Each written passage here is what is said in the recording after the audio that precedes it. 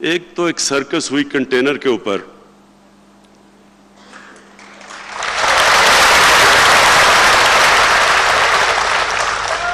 اب آپ کو پتا ہے کہ اگر کوئی بھی پاکستان میں دھرنے کا ایکسپرٹ ہے وہ یہاں کھڑا ہے.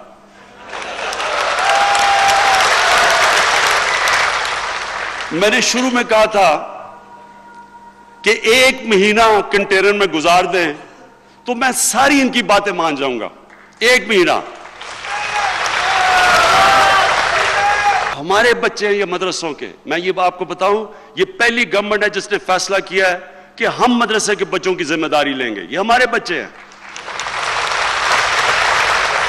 لیکن جس طرح ان کو لایا گیا، ان سے کوئی پوچھے، جب کیمرہ جا کے پوچھے کہ جی آپ کیوں آئے ہیں، وہ کہتا ہے جی اسلام خطرے میں ہے، کہ عمران خان یا اسرائیل کا جھنڈا گاڑنے آیا ہے، اس لیے ہم آئے ہیں اسلام کو بچانے کے لیے. وہ کسی سے پوچھے، وہ کہے جی ختم نبوت، یہ قائدیانی پتہ نہیں کا قبضہ ہونے لگا ہے. کسی اور سے پوچھیں، وہ کہتے جی نبوت سے رسالت. کسی کو نہیں پتا کہ آئے کیوں ہیں.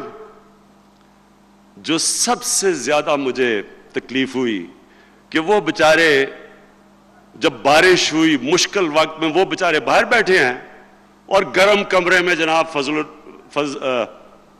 الرحمان بیٹھا ہوا ہے.